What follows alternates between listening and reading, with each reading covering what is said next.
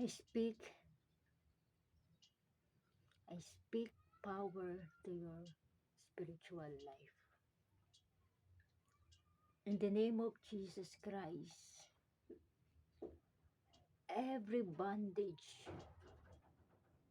every demonic forces that is in your mind, that is in your heart, I rebuke all the forces of the devil right now in the name of Jesus Christ. All the limitation, all the unbelief in the name of Jesus Christ, I cast it out by the blood of Jesus Christ. All the sickness and diseases in your body,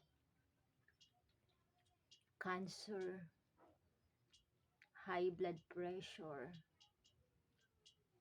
anxiety and depression, sakit sa buto, bone pain, rheuma, kidney problem, body problem, injury, tumor, cancer. In the name of Jesus Christ, I cast out all the sickness and diseases to your body. In the name of Jesus, I proclaim, I prophesy, I proclaim the healing of the hands of the Lord in your life. In the name of Jesus Christ. And all the witchcraft, all the addiction, all the drug addiction, all the gambling addiction, all the smoke addiction, all the alcoholic addiction. In the name of Jesus Christ, repent, and I command it in the name of Jesus Christ to set free from all the lies of the devil to your life. In the name of Jesus Christ, I cast it out, all the vices that in your body that you cannot overcome. And I cast out all the weakness in your life. Anxiety and depression, emotion problem, all the emotion problem, lesbian or gay problem to your heart that you cannot overcome in the name of Jesus Christ. All the spirit of snake, all the spirit of python to your life,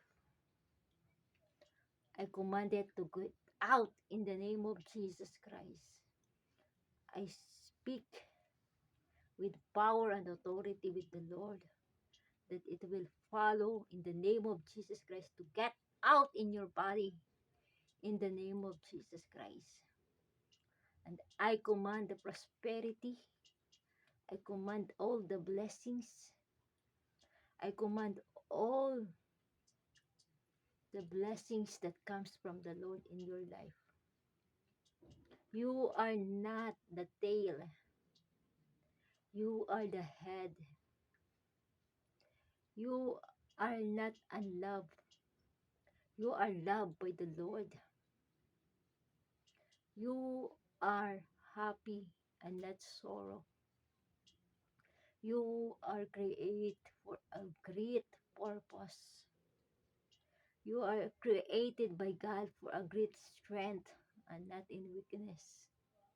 You will walk according to the will of God.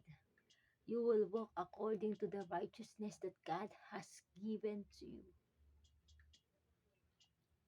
And I am blessing you with spiritual strength.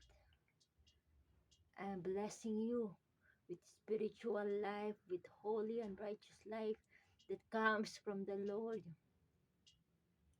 I'm blessing you right now with supernatural power that comes from the Holy Spirit in the name of Jesus Christ. Right now, whatever impossible to you will become possible because of the love of God. Right now, all the negative thoughts in your mind, I cast it out in the name of Jesus. All the negative,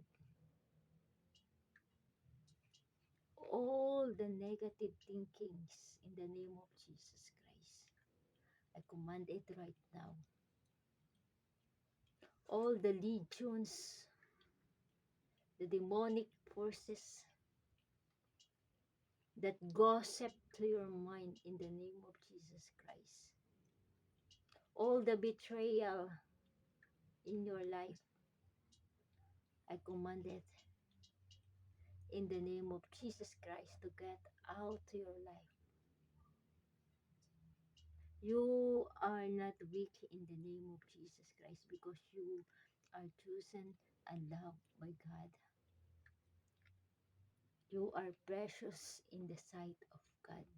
Lord, I pray for each and everyone's life today. Continue to bless their souls and bless their mind. Strengthen their faith. Strengthen their trust to you. And no weapons against us shall prosper in the name of Jesus Christ. Thank you for all the blessing, Lord. Amen. God bless you.